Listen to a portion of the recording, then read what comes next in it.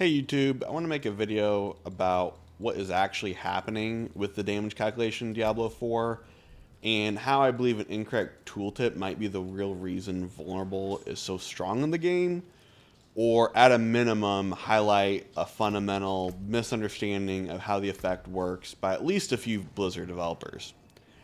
Let's start with the damage formula. Forget what you think you know about how damage buckets or damage decks work in the back end of the game. The damage formula is actually as simple as this. It's the damage you do times the damage your opponent takes times crit times any other multipliers. In this game, there's only one debuff that affects the damage your enemy takes, and that's Vulnerable. On the Paragon board in the skill tree, Vulnerable is described as an effect that causes enemies to take 20% increased damage. How I just described the damage formula is how it seems to be implemented by the game developers. They do not seek out to create arbitrary damage buckets that make some stats way better than others. Now, to the point of the video, there is a tooltip in the game that describes vulnerable damage as a damage buff rather than a damage taken debuff. My theory is that the teams in charge of balancing gear referred to that interpretation described in that tooltip rather than the actual implication when determining these gear bonuses. Let's take a look at what it actually says. Vulnerable damage bonus. Extra damage granted against vulnerable enemies. Has a base value of 20%. This wording implies that vulnerable is a condition that in itself does nothing other than act as a effect for your vulnerable damage buff to proc off of. Regardless of the conflicting descriptions, the vulnerable damage description does seem really unintuitive to me, since that would make vulnerable an effect that just doesn't do anything else. It really implies it's affecting you, it's affecting the boss, it's affecting that enemy. Let's look at some examples so this can kind of make sense of how this is way out of whack on gear. So look at my ring. The crit damage can roll at a max of 31.5% crit damage, which happens some percentage of the time. You can't get it to 100%. You can get really high crit damage, but 100% or crit chance, 100%'s not that practical. Vulnerable damage, however, can roll up to 35.3% and is also a multiplier on all of your damage, despite being able to apply it 100% of the time with significantly easier conditions. Even if you got your crit chance to 50%, the stat on rings would be less than half as impactful with 50% crit than 100% vulnerable uptime. Now let's look at another example. Let's look at my mace. Has a vulnerable roll of about 70%. It's a max roll, great roll. Since vulnerable has a multiplying effect, this one damage affix, which is tied to an effect that's really easy to have a high uptime on for most of the classes, I'll get to that in a moment, is arguably better than every single other damage aspect, legendary aspect in the game. The effect of this problem is that classes with limited sources of vulnerable, such as Sorcerer, are forced to use those limited sources of vulnerable available, like Frost Nova, because you have these super strong affixes that you can only take advantage of if you have some way to apply vulnerable. And then there's also Rogue, where crossbows always roll vulnerable. So regular bows are pretty much always worse than crossbows.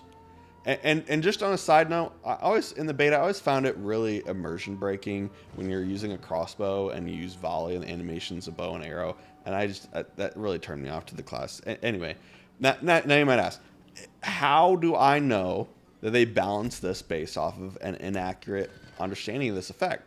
What's the evidence? Well, if you look at the Paragon board, where the effect is described accurately as causing your opponents to take more damage, thus being an overall damage multiplier, the vulnerable damage bonuses are about half of other conditional damage effects. And there's not a lot of ways to get it. There's one board, at least on Barbarian, there's one board that revolves around vulnerable. and there is one glyph, and that glyph also is lower values than other damage effects. So that tells me the teams that worked on the Paragon board had this understanding, this different understanding of how vulnerable worked, as affecting the damage that your opponent took rather than the damage that you do. Now it turns out the implementation was more on their side of it. If the interpretation had been by how it was implemented was based on the tooltip of being additive with your core damage, then vulnerable would actually be pretty bad on the Paragon board, and the glyph would be pretty bad too. Now, how could Blizzard fix this? Well, firstly, I would at least have it correctly worded in most of the game. Describe it as a damage debuff. Describe it as, I would call it vulnerable effectiveness. So how effective that vulnerable damage debuff is. So basically a status that causes your enemy to take more damage. Starts at 20%. Secondly, the hard part would be to balance it. This probably wouldn't be easy because people are already used to 3-shotting bosses and running through content 15 levels under leveled. At least if you have your vulnerable multiplier 300 over 300%, then that's what you're doing right now. There are a few ways that you could do this. You could, if you wanted to keep the gear the same, you could just recode the vulnerable damage bonus to put it part of the core damage calculation and make vulnerable effectiveness a separate line item, like keep that a debuff and have that be boostable through the Paragon board, and the vulnerable bonus damage be a effect caused by items. It would reduce, vulnerable damage overall, and you would have a separate line item on there. I would do this at the beginning of a season that had a lot of other power creeps so that people are less mad, because no one likes suddenly doing less damage. Another way you could do it is how I would do it, but I know it'd probably be harder, is just call it vulnerable effectiveness everywhere and just rebalance the gear. Just rebalance the gear, make the vulnerable bonuses like a third of what they are, maybe to compensate for it, make it easier to proc vulnerable, have some, legendary aspects that might complement vulnerable. We have some aspects that complement crit, and maybe take it off of being a guaranteed affix on crossbows. Regardless of how you do it, I personally like the idea of vulnerable. It makes doing damage more interesting than it being just damage times crit.